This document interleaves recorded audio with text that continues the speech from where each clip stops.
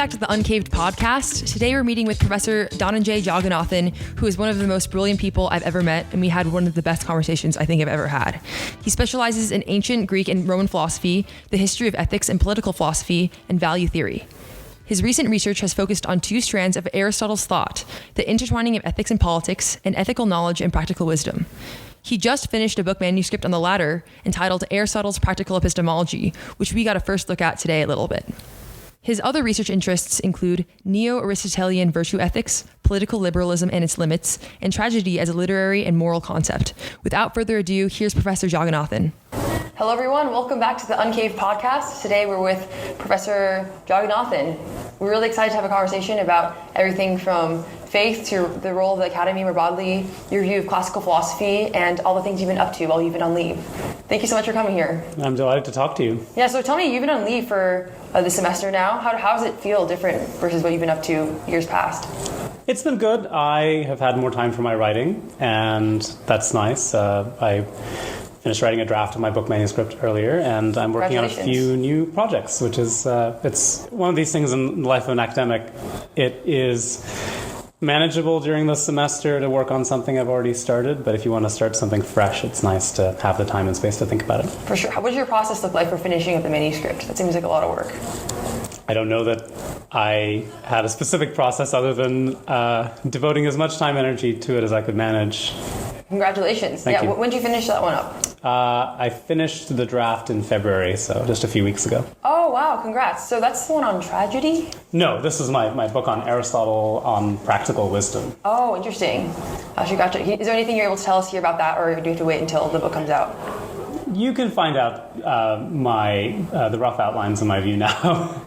Sure. So the book is called Aristotle's Practical Epistemology, and it's an exploration of Aristotle's theory of ethical knowledge specifically, and how that relates to broader commitments he has about knowledge, and also how he sees ethical knowledge playing out in the political community. Precisely. So this is something I want to ask a lot of people I know who are in the philosophy world together, which is, well, I'm a terrible reader, first of all. I'm in engineering school. I'm not a philosopher in terms of practice or study, but I would like to think of myself as someone who practices this philosophy in my day-to-day life, as someone who tries to adopt a worldview that's true to the best of my ability and to talk with people who are deeper in philosophy. From your end, I guess, what's your strategy on why you chose to look through Aristotle's lens specifically for discerning these questions about epistemology? I fell into it sort of sideways. I was thinking a lot about Plato and about Hellenistic philosophy, and I got interested in Aristotle's politics because a friend of mine was thinking about it, and we read it together. It's actually the last semester I was an undergraduate.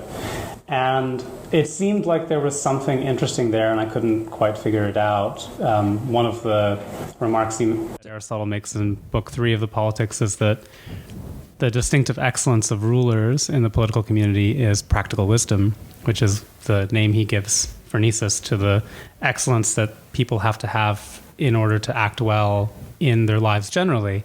So why does he think that? Why does he think that ethical and political excellence come together in this way?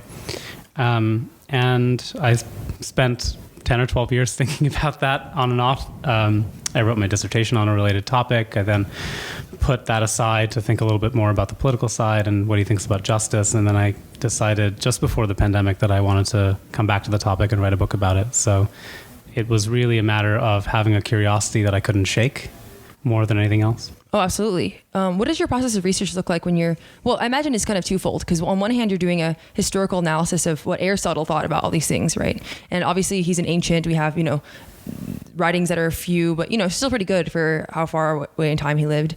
And in addition, you also have your own views, obviously, about the way in which one ought to see the political world and the ethical world, for example. So how do you have the balance between writing about the views of another person who used to live and then also using that as a lens for your own? Does that make sense? It does. One of the things that I came to think when I had spent a few years reading historical texts was that thinking about what those thinkers thought is already thinking philosophically. So it can be easy to think that if we're trying to access the truth about some ancient text, we're just trying to uncover in a kind of archaeological way, what did these people think at the time they were writing this text? What I came to think was that each encounter that a reader has with a text is a new encounter in which there's a possibility of understanding, mutual understanding, which sounds paradoxical, especially when you're dealing with texts that are from a long time ago and people who are dead. But I genuinely think that we can come to understand ourselves, understand our commitments by feeling certain kinds of tension or friction in the process of reading. And that's not just a matter of projecting what we think onto a text that we disagree with or even one that we agree with, but a kind of inquiry and discovery that has as its norm truth. So we're trying to find out the truth of what someone thought. But to do that, you have to inhabit their perspective. And that kind of, when it comes to a philosophical text, to inhabit the perspective of a philosophical text is to take seriously the arguments that it makes. And so I think doing the history of philosophy well is just a kind of way of doing philosophy. Precisely. So where do you think you draw the line between, I guess, philosophy by itself and also historiography? This is something I've been thinking about a little bit too when we're trying to ascertain someone's views and how the past is. And in CC, you're reading Hegel now, barely scratching the surface there, for example, but sort of this dialectic, right, between history and the ideas of the past and our own philosophies now. How do you see that relationship playing out? I mean, you already went into it a little bit, sort of discussion there. It's a tricky question because there is obviously a discipline within history, maybe it's intellectual history, that is really about figuring out what people thought in their context. And some of this kind of contextualist work is very helpful. It helps to have a background in classical scholarship and in Greek literature when you're reading authors like Plato and Aristotle, even just to understand the language of the texts, but also their social environments, which I think do matter to the way that they write and think. And so I see that as a kind of instrument or an aid to thinking clearly about these philosophical texts. But some of the time, what you're doing is really trying to come to grips with the way that they are deploying a certain concept or mounting an argument or responding to an objection.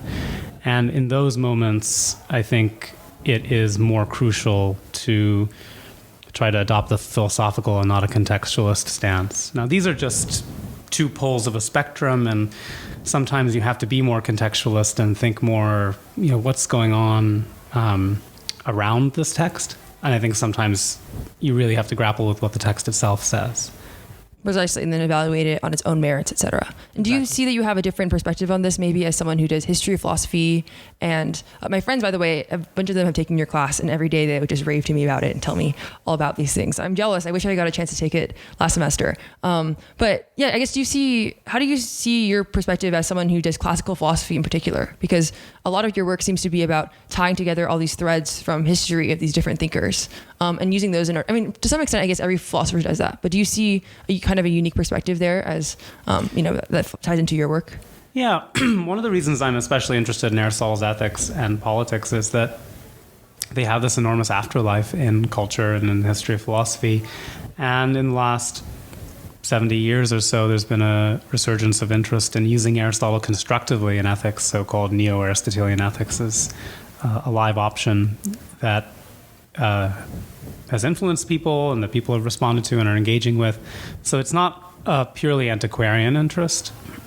I'm also interested in other Aristotelian thinkers in the history of philosophy like Aquinas. And it helps to see their sources and also the way that they influence people who are later than them, and to think in terms of traditions of thought.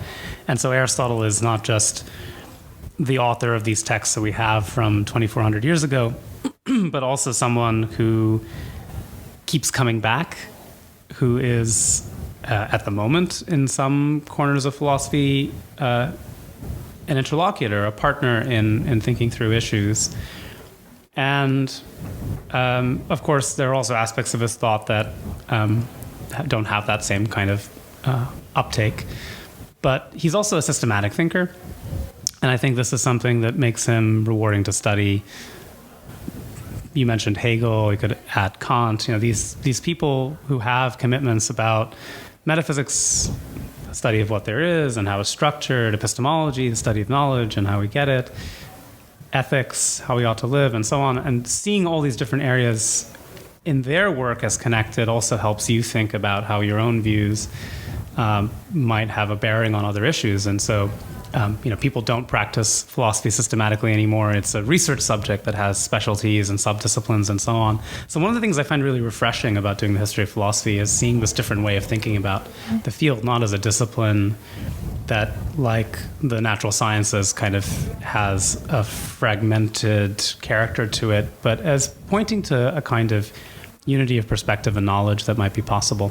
Absolutely. I think that genealogy of ideas is one of the big strengths of the core at Columbia, which I'd love to dive into a little bit more too, and it's very humbling, I think. It's really easy, I think, for modern people, myself included, certainly, to see certain ideas as very much my own or, something that are obviously the case, when in reality they have obviously a rich intellectual history and underpinning by which we ground a lot of those beliefs.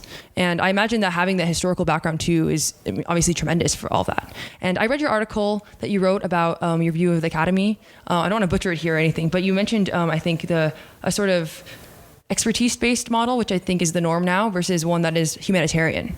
Would you be able to elucidate a little bit what you see as the difference between those two that you already went into a little bit? Yeah, I think this is my contribution to a set of discussions about the value of liberal education, or humanistic education, as I prefer to call it.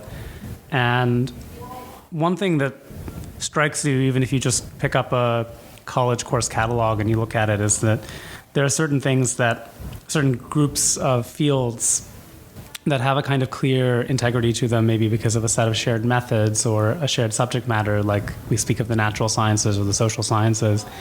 And I think there's a lot less confidence when it comes to the humanities, the disciplines that are devoted to humanistic topics. Out of just disagreement within the fields, you think? Or well, there's disagreement about whether there's any unity there at all, or how these fields are related to each other.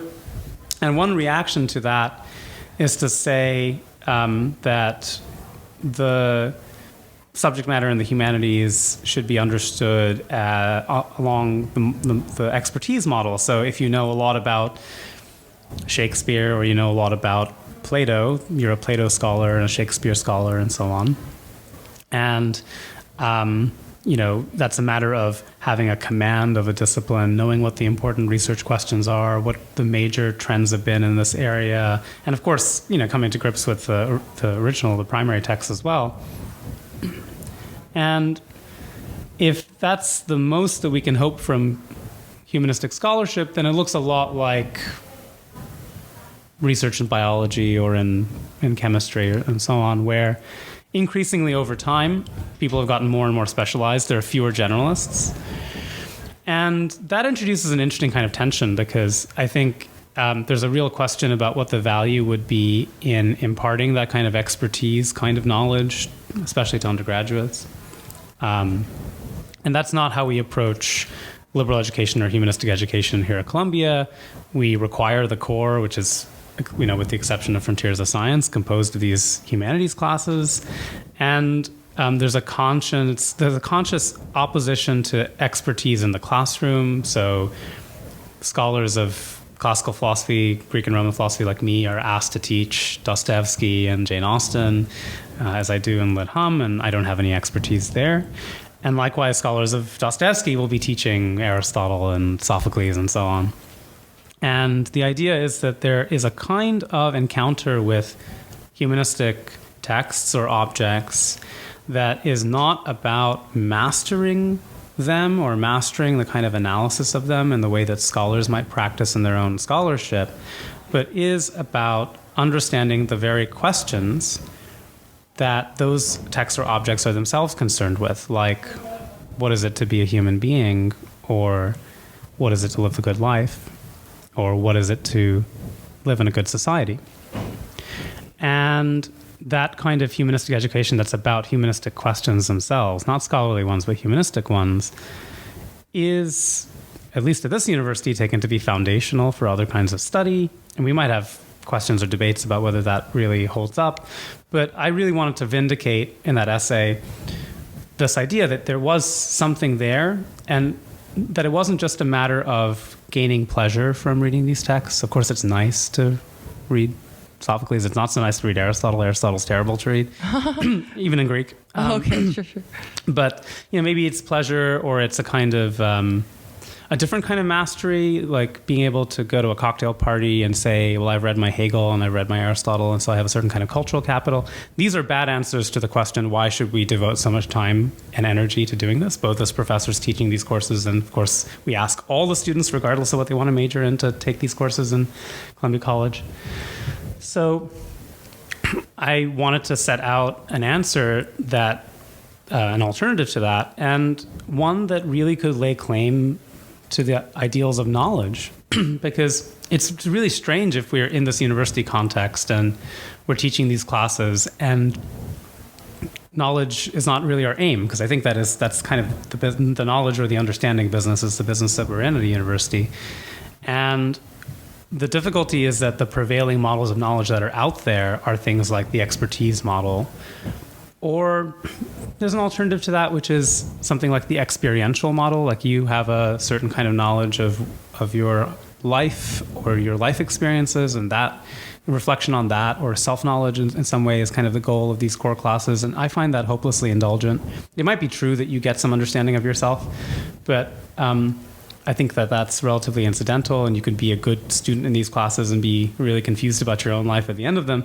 But I think what you have is a kind of intellectual habit of reflection on those humanistic questions, and that counts as a kind of epistemic achievement of a certain kind. And that's the goal of those courses, as I see it, and the goal of liberal education more broadly. Oh, absolutely. Well, in high school, kind of, I had a bit of a crisis as well. I was trying to figure out what to study in, as many students I imagine do. And the sort of breakdown that I had in mind, tell me what you think of this, I think, is, well, I think that I kind of thought of it as a triangle a little bit, where one is about a domain of inquiry into, quantitative, descriptive facts of the world, right? So I put like mathematics in the very far tip of this corner of the triangle. The other one would be about questions of normative value. So that would be like art, I put on that side. And then finally would be about, building skills that could be used, practical day-to-day lives. So I said like a language class, right? Something where you're studying to obtain a particular skill and like download it a little bit. Would be in that corner. And then I try to silo all the disciplines. And the beauty of philosophy, I think, is that properly understood, it's the bird's eye approach to all of those things, at least to my view. What do you think about that too? Because I think what you're describing, you're right, is sort of an epistemic habit, an orientation towards, these various ideas. And beautifully, I think it is good when you have the tools in your toolbox of knowing what different philosophers said, right? That you're able to build upon those. I'm in a CS major, so I think of it as downloading packages a little bit. Maybe that's a hopelessly crude analogy here. We're able to, look to the ideas and stand on the shoulders of giants, and by doing that, formulate your own views with GitHub. Right, precisely. A greater deal of precision, exactly. Like the Stack Overflow for, various sorts of philosophy questions is kind of like the university, I guess. But I guess, how do you see the solution in avoiding, my friends call this like a philosophy versus philosopherology, where it's a matter where the humanity sometimes seems to be relegated to regurgitating or just understanding the text of various other thinkers without evaluating them with our own methods, right? I think the best way to avoid it is just to say that's not what we're in the business of. And I also just happen to know, as a matter of fact, both reflecting on my own experience and having some experience of teaching, that years after you take one of these classes, you tend not to remember what philosopher X said about topic Y. And that's fine, unless you're, a professional like me. You don't need to walk around with that knowledge. But one of the things that comes out of a careful study of philosophical texts ought to be a sense of the way that philosophical thinking unfolds in argument, in laying out or critiquing certain kinds of conceptual schemes and so on. And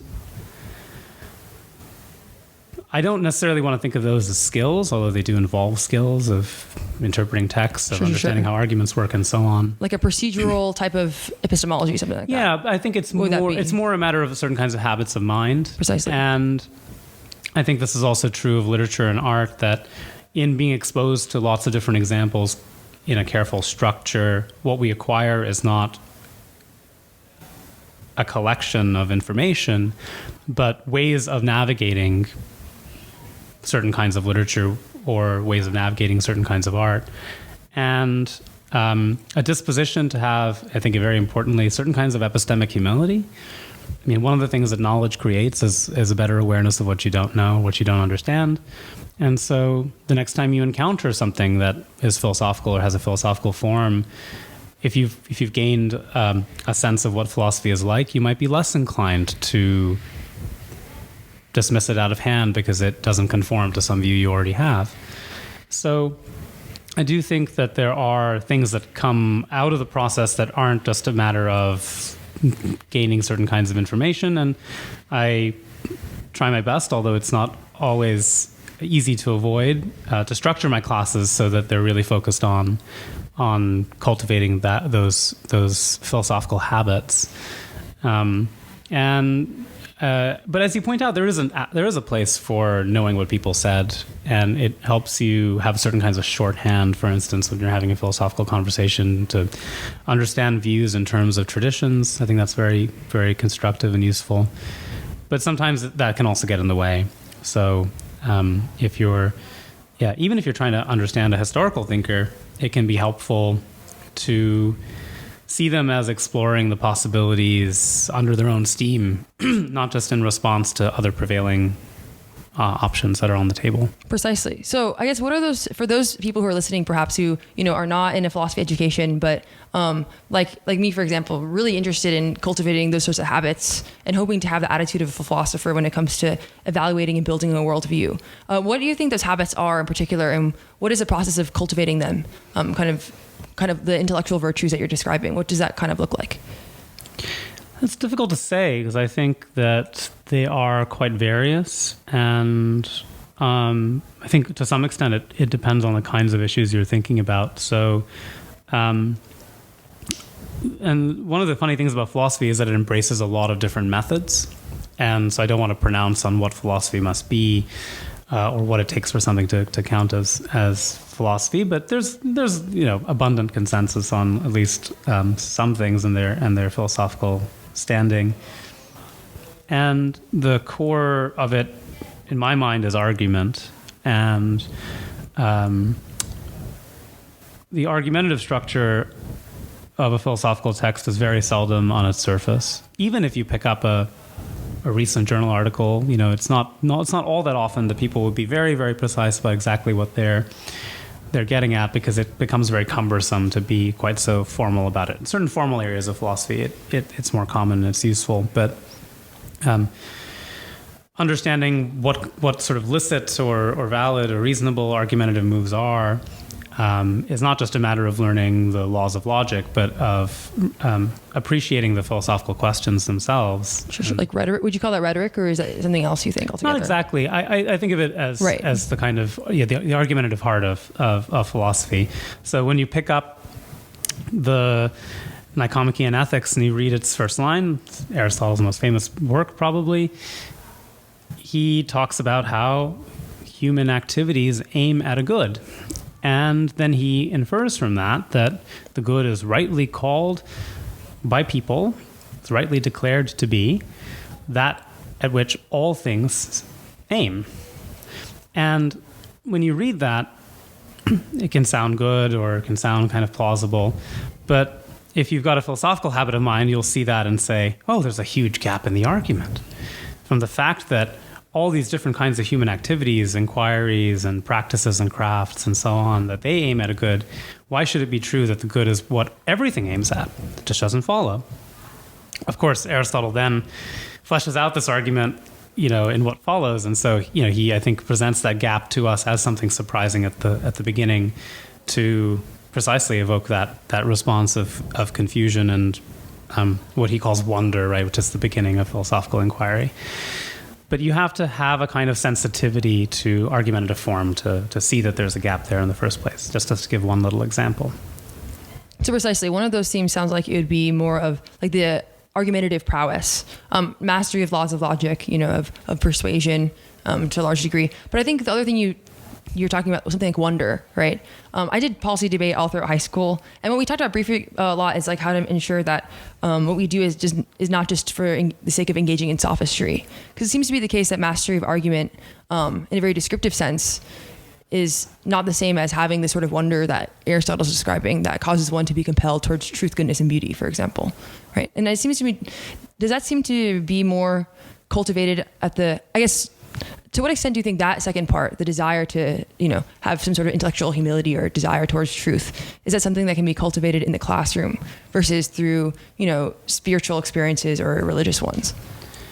I think it can be. I think this is important. That I think I'm persuaded largely by Socrates that our default posture in life is knowingness. Not knowledge, but knowingness. The sense that we know, the sense that we understand things as they are, or at least that they make enough sense to us that we don't need to ask further questions about them.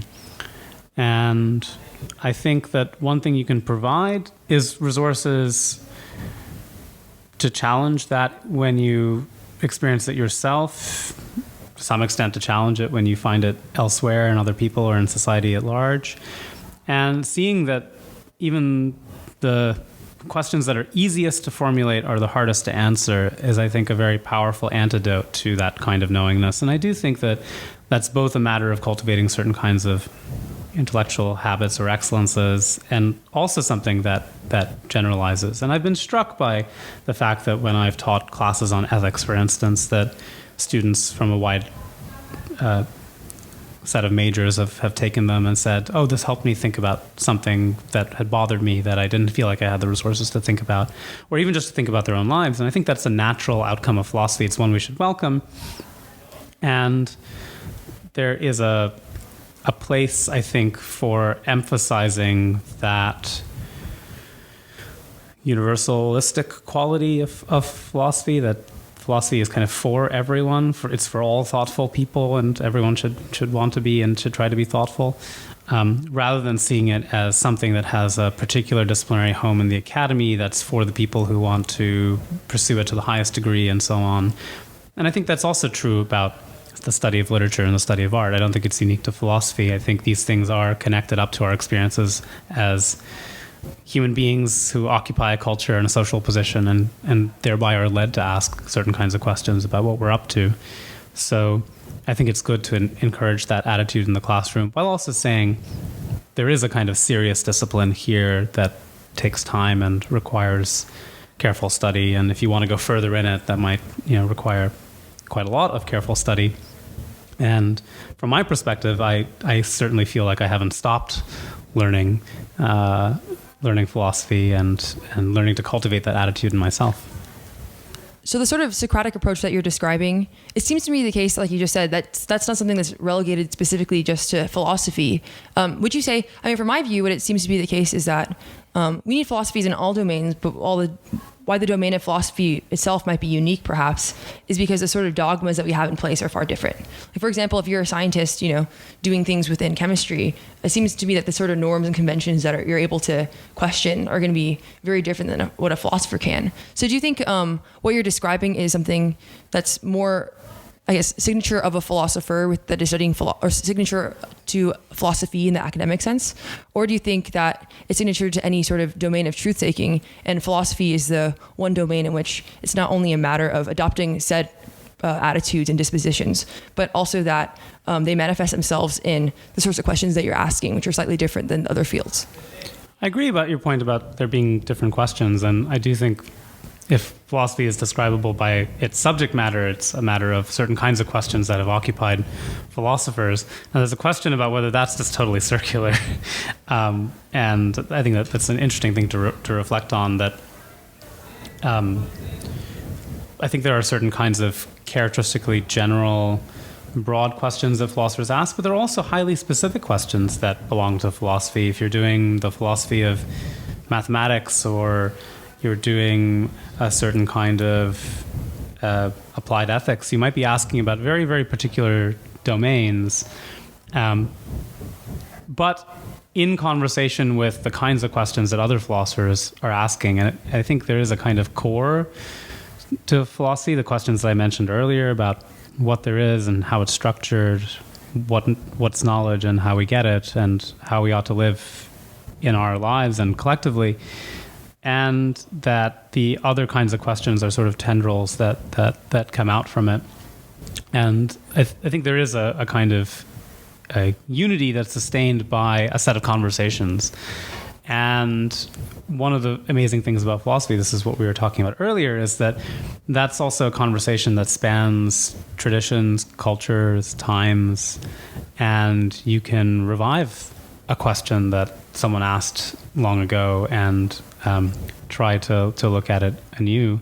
So you can draw on concepts that are out of fashion or out of date to try to address questions that occur to us now. And so when I say conversation, I don't just mean the kinds of things that people are talking about now, but this great conversation across time and space. For sure. And since this, well, I also, again, like the distinction you make between the humanitarian approach versus the expertise-based approach. And what you mentioned, I think, to begin with, when you're describing the two, is sort of the fact that those disciplines tend to be siloed a little bit. You have someone who's an expert in blank versus, another. Now, in philosophy, I guess, would you be fair to say that while those divisions do exist to a large degree, like certainly doing philosophy mathematics might look very different than applied ethics, like you said, they're still unified by, I guess, you still get a chance to have a lot more interdisciplinary types of inquiries when you're doing your work. For instance, when you mentioned, Aristotle obviously does a lot of work where he talks about how the ethical and the political have a lot in common with each other, right? So do you find that you're able to dabble in a lot of those various areas? And do you think that's something that's specific to the domain of philosophy or the way academia is structured? Or I'm just, trying to get into the nitty gritty of what exactly, like talking to a philosophy professor for the first time, really, like what kind of stuff you get to do procedurally, There's a real tension there because the structure of academia as it is now, especially at large research universities like this one, very much emphasizes the expertise model as the default. So you have to prove that you are the expert on a certain topic to have certain kinds of standing in the institution. And of course, there are people who don't neatly fit within one area of expertise or another, or people who work across different subfields. And it's not to say that that doesn't get valued, but there is pressure to make your work legible to people outside your subfield, and indeed even outside the field of philosophy, to the rest of the university, to say, this is what I'm doing and this is why it's worthwhile. And that tends to represent itself or turn out to be a matter of packaging it into the kind of expertise model. And it might just be true that there are certain areas of inquiry that can be understood that way. And I think philosophy is badly understood that way. And partly that's an internal matter that I've just found in my own experience, that it's not just useful but necessary for me to think broadly and to think, for instance, about contemporary ethics and political philosophy when I'm thinking about Aristotle, and vice versa. I think that's been very fruitful for me in my work and continues to be. And even if I look to my teachers, the people who taught me, that's characteristic of their work as well. So there's something of value there that I want to hold on to. And there's also, separately from that, just a matter of following the arguments or the questions where they lead, following your curiosity, which is, I think, the only way to make this life sustainable. And so I've been thinking recently about what Aristotle might have to teach us about global justice.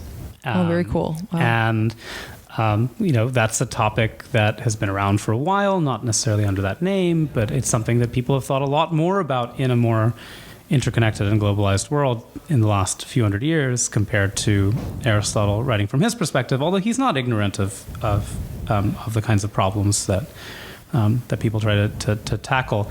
But just that way of framing it, I think, is a little provocative to say, is there an Aristotelian theory of global justice? And Aristotle thinks that justice is a matter of inhabiting community. And so where there's communities of human beings doing things in common, sharing things in common, those interactions ought to be governed by justice. So what do we say about people that we aren't in a community with already? Well, there's two things you can say. One of the things you can say is that we are all in a single global community. And then you can ask the question, is that just contingently true? Is that a matter of global economic intertwining or political intertwining that may not have been true 1,000 years ago or 3,000 years ago? Or is it just true that human beings have duties of justice to other human beings, no matter whether they're in community with them or not, or no matter whether they're intertwined with them or not? And I think that's a question that Aristotle's theory of justice has some resources for helping us think through. paradoxically, because he emphasizes community so much, and a lot of modern theories of justice are just about what we owe to other people or what we owe to other sentient beings. And that's not a topic I expected to start thinking about when I started writing about Aristotle and justice a few years ago. And the reason that I started thinking about Aristotle and justice is that I got a phone call from a friend of mine who is a Dante scholar at the University of Chicago.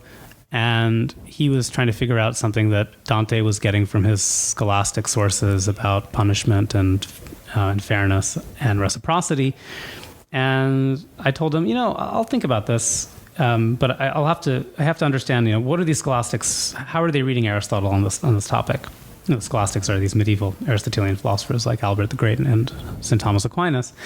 And I went looking, and it was really interesting to me. It was a text I hadn't thought about in a little while, and so I wrote an article about it, and I started thinking about it, and so I went from thinking about Dante to thinking about the scholastics to thinking about Aristotle, which in some sense I'm an expert on or a scholar of, but now I want to do some thinking about global justice, and that's not a topic I know a lot about already, and so it's one that I'm getting into and reading about, and that is part of the pattern of the scholarly life. So this is the optimistic side, right? That I do have some license to move around these different topics, but I think that is unusual in the academy, and that is a feature of philosophy that I kind of have that license to follow my curiosities in that way. The coolest thing, for sure. And out of curiosity, what was the spark about Dante that caused you to connect your views on Aristotle to global justice? So. There's a tradition of reading the punishments in Inferno and in Purgatorio in the Divine Comedy as being a matter of the counter penalty, the contrapasso. And that's just a Latin, the Latin version of that word is just a rendering of a certain word in Aristotle, which usually gets translated reciprocity or something like that. So there is this kind of intellectual lineage there, and so my friend Justin Steinberg was just curious about that and trying to puzzle it out, because he was thinking about Dante's relationship to scholasticism, and so I got interested in what Aristotle had to say about reciprocity, which is a fascinating topic. That's very cool. Well, tell me if this assessment's correct. I mean, something that you're bringing up, which I think is so fascinating, is not only do you have all these various threads that you're able to see and draw from to spark, the sort of questions you have about things like global justice, even though they might be relating to people that lived like a long, long time ago. But at the same time, I think there's something, it makes sense the more you describe it too. Yeah, of course, precisely, if it is the case that we're going to look towards ancient wisdom in order to solve our current challenges, it would be precisely by the philosophers who are trying to filter things down to their most underlying principles that we would get knowledge from. Because insofar as we're trying to connect, answer questions to today in the most a priori, in the most systematic manner possible, what that looks like, I think, must be, finding the underlying questions about what our community, right? What is obligation most fundamentally? Which means that, of course, inevitably, it makes sense that we would draw on these ancient scholars, right? Does that sound about right? I mean, for people back home who maybe are not in philosophy and are thinking, how are we supposed to connect, these old philosophers to these current concepts? I think it actually makes like perfect sense in my estimation. What do you think? It does, but I think that's because we already agree on this. Sure. I think there's as good philosophical thinkers, we should give credit to the other view, which is that until you have genuinely large-scale intertwined communities, you can't really even theorize global justice. So global justice is a problem for us in the modern world in certain ways, because we can communicate, in particular, across the whole surface of the world in a way that was unimaginable 300 years ago. Instantaneously, we know what's going on in the remotest parts of the world. We can find out about it. And that means that we have this possibility of interaction that wasn't there before, and so we have a new kind of problem. Now, I do think that when ancient thinkers like Aristotle were thinking about the nature of community, they were aware that there are going to be people who are not part of that community because they're far away. The so-called furthest Mysian, the person on at this great distance away. So it was a live problem for them, but maybe it's a more urgent problem for us, and we have different kinds of ways of tackling it because technology has reshaped the world in a certain way, our world. And I'm sympathetic to that it might be that the questions that we're asking are ones that are relative to our context, but then the response, I think, can be, as you were already giving it, that the resources need not come from our context, because if we're trying to think clearly about these issues, we do have to think about fundamental questions, like what is the nature of justice and what is the nature of human community, and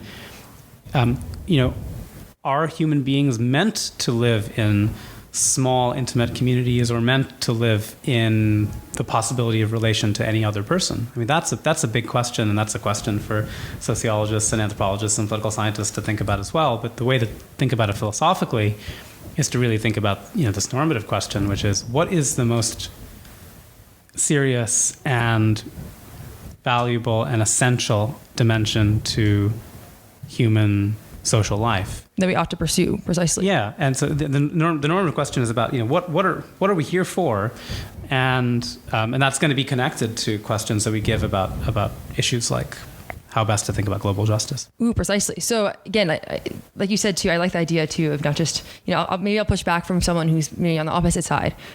Precisely when it comes to something like religion, I think this is a very common question, which is why, well, it might be the case that we might look at places like, the Bible or the Old Testament as places that might have been, evidence of human sort of reasoning and moral codes at that point in time. Why ought we look at them now as sources of wisdom when we have all these other new advancements that might tell us that those sorts of things are no longer reasonable? I mean, also, I think that's. I mean, this is a question that that occupies me quite intensely, because I think there's a kind of progressivism that's built into the question, which is this thought that as we advance in time, we are getting better and better at thinking about stuff. And I think there's something deeply, again, anti-Socratic about that. It's just the human condition to be confused and to have this kind of knowingness, this thought that we understand where we are and what we're doing. And so other people, whether it's people from the distant past or people who are from a different cultural context than we are, well, they're just misguided or they couldn't possibly understand the complexities that we face and so on. And I think that's pretty unlikely as it would be very unlikely, I think, that we are so much better positioned. And I think actually it's just as easy for us to forget things that are important over time as it is to discover them or invent them. And so I think it's important just very generally to resist that progressivist impulse to think that we're getting to be in a better and better epistemic position, or a better and better ethical position even. Oh, really? Would you disagree, just to push back on there? Because, well, it seems to be the case that if what we're describing is correct, that part of the beauty of the time we are now is that we have all these threads of history to look back upon. Well, it might be the case that we might not be progressing ethically. I don't know.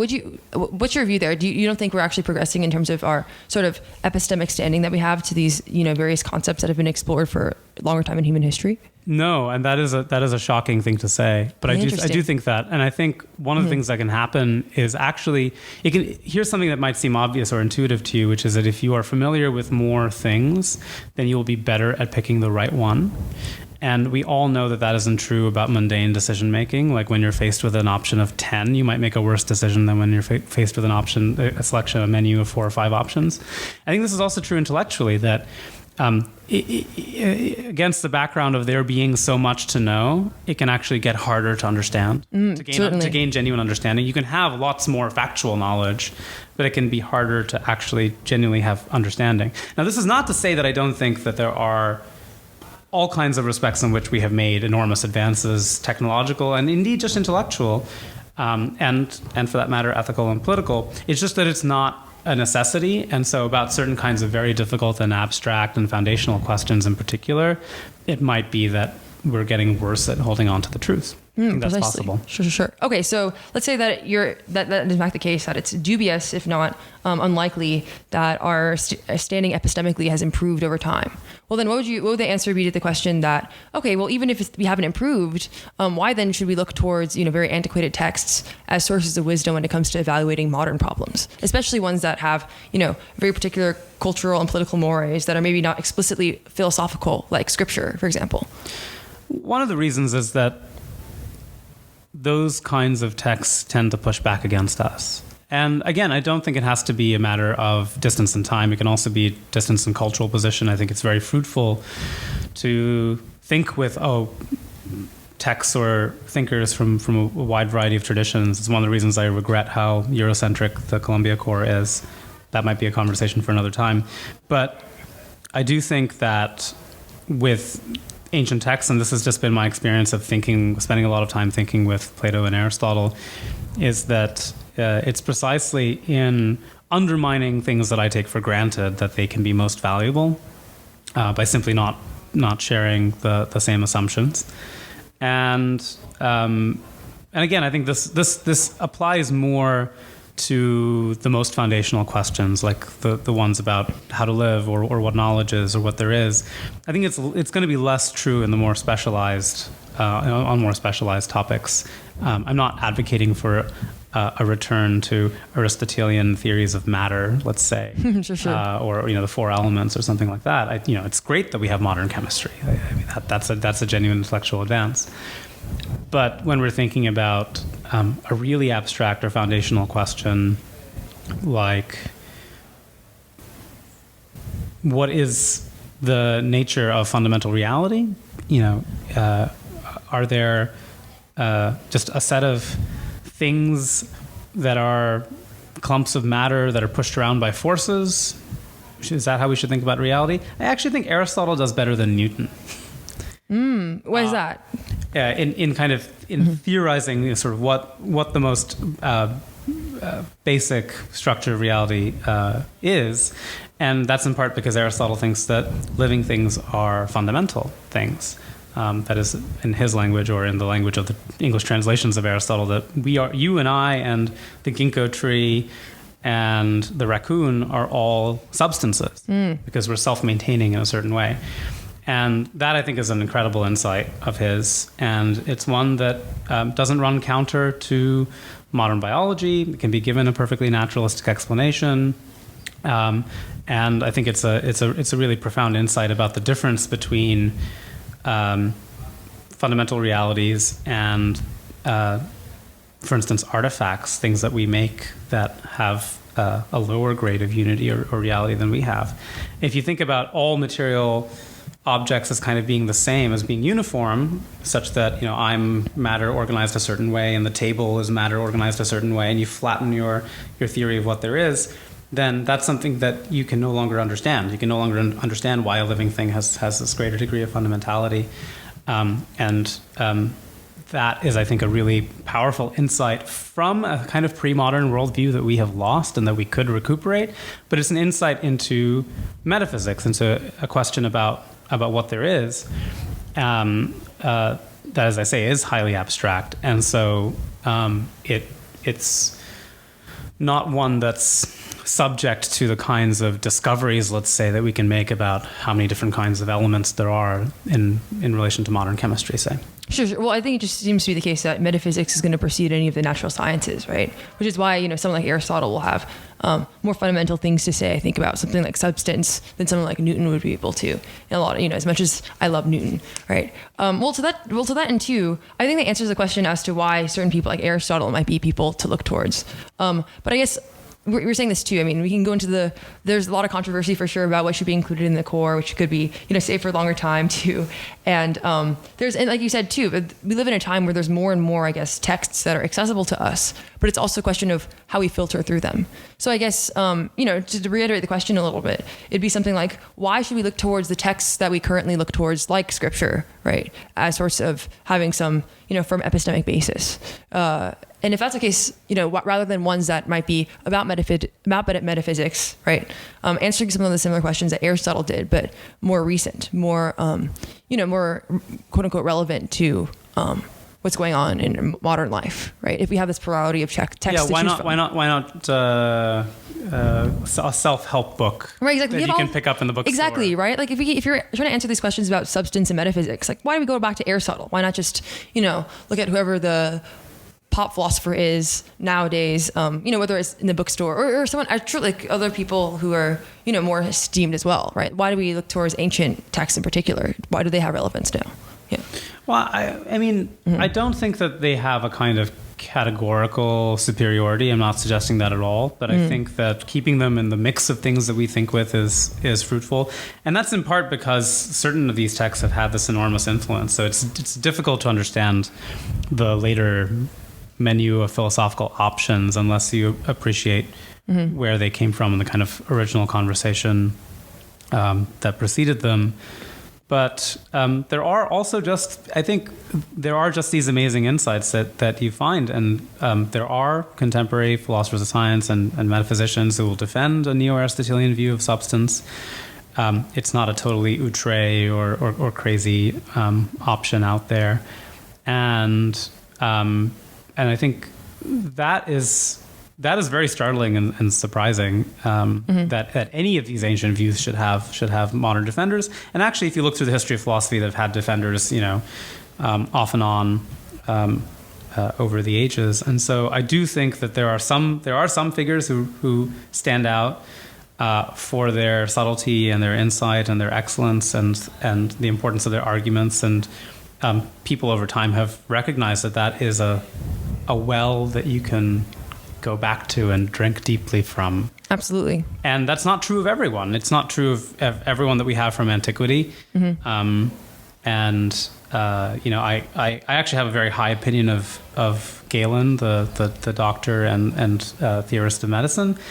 I think he's the author from antiquity that we have the most text from. I think there's about 8 million words of Galen that we have. Really? Okay. And virtually no one has read even 1% of them. None. Wow. And so, the amazing thing is, yes, we do have a lot of texts, but we have a couple thousand pages of Aristotle, which is great for me.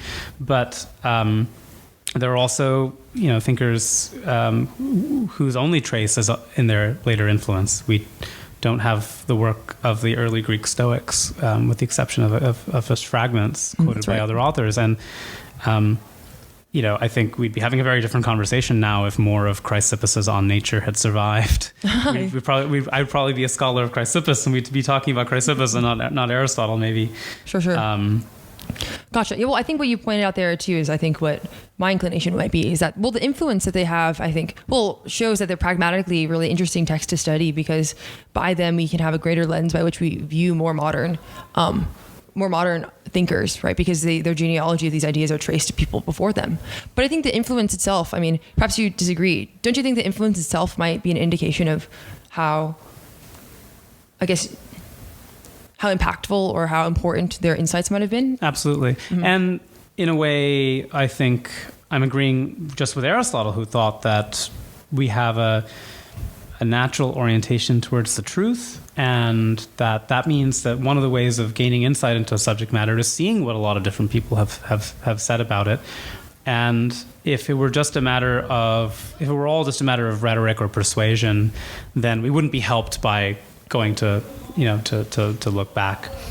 But if there is something like insight that tends to attract the approval of people or even just the interest of people over time, that's a sign that there's something there. It's not an infallible sign. It might just be that everyone's wrong about it too. For sure, yeah. You don't argue by citing the consensus of everyone, but And I do want to emphasize, it's not just about the substantive views. It's the arguments that Aristotle gives for the fundamentality of living things that are fascinating to me. It's not just the fact that he thought that, Precisely. And that I also think that too. Oh, the justification, I think, seeing the sort of justificatory methods that various thinkers use, I think has been one of the greatest strengths I've had in college too. That it's not just about, different views that you see proffered and you kind of see where they came from, but also see, the way in which various people would defend them. And the sort of things that they'd be grounding them in as well. Well, okay, and then here's a hard question too then. Well, if it's a case that we can look to something like Aristotle for metaphysics, sure, that seems all good and well.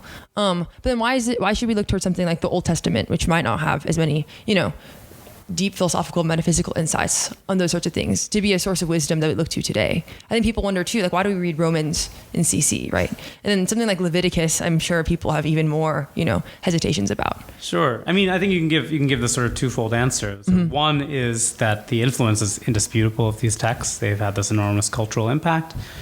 But it's also been true that a lot of thoughtful people have found something there. It is more challenging when it comes to scripture or religious texts more broadly, because it might be that in order to have that insight, you have to have a kind of internal relationship to the tradition. So maybe if you're not Jewish or Christian or Muslim, then you might not have the same reaction to the apparent wisdom or insights of these texts. Or maybe you will. I do think, one of the texts that I teach in Lit Hum, which is part of our syllabus, Literature Humanities of the first year core course, is Genesis. And we read it alongside Greek tragedy, and we read it alongside Homer. And it's an example of what scholars would call ancient Near Eastern wisdom literature. Absolutely. But it's a very interesting kind of wisdom literature in that it's the story of a set of families, basically. And that's an interesting way of exploring the nature of humanity, the nature of God, the relationship between those two. And I think that is something that you can be drawn into in the same way that one is drawn into Homer or Aeschylus. And you're right that that's going to vary depending on the text. I think this tends to be true of the ones that are in our syllabus. I think this is why we read Job, which asks these very significant, meaningful questions about suffering and evil and our acceptance of it. And it's going to be more difficult with other texts that are maybe more important because they belong to a particular tradition. So it's not going to be uniform, but I think there's a great deal there when they're approached sympathetically.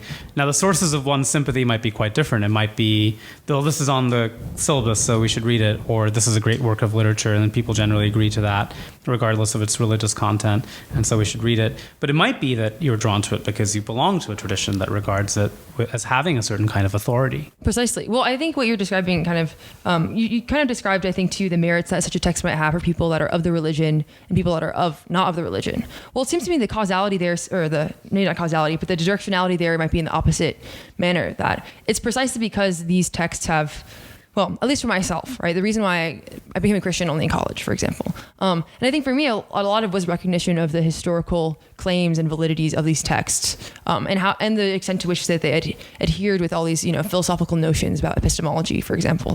That's a whole other story. I think they stood on their own ground, for example, right? So do you think it's more of the merits of those the religious tradition that they're part of is what merits those texts is what gives certain texts merit?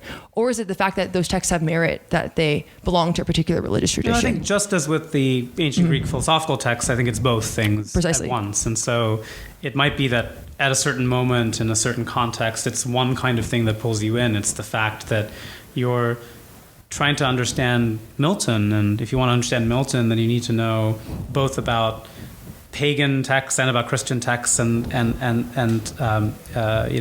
fully appreciate it.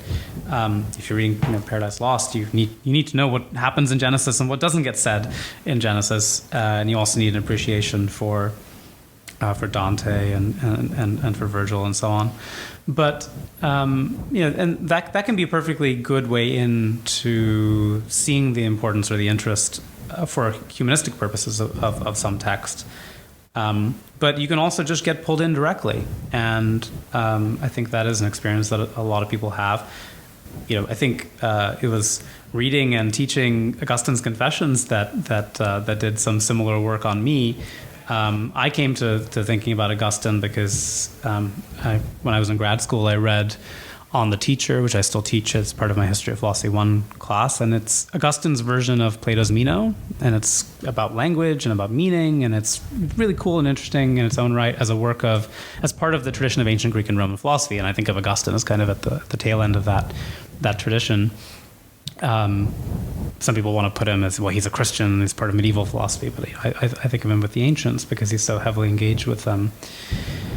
And that's just a fascinating text in its own right. And likewise, there's a lot of intellectual, historical interest in the Confessions, and even just thinking about it as a literary artifact. It's like a really weird book, and it's in a genre that didn't really exist, and it kind of invented a certain kind of genre. And it feels very modern in that sense, right? Yeah, like a tell-all. Exactly, and you reading this book, you come very, very close to this man this bishop, this saint, this extremely aggravating, irritating person, this ambitious, arrogant person, this really loving, profoundly devoted person. You learn so much about this one man, which we tend not to have access to, and when it comes to most of these ancient authors, and that's a very compelling kind of experience. But all the stuff about God or about Jesus or about his religious journey, that might just leave you cold. You might not be interested in that. And I think that is actually the experience of a lot of my students in confronting the confessions. Like, it's provoking, it's peculiar,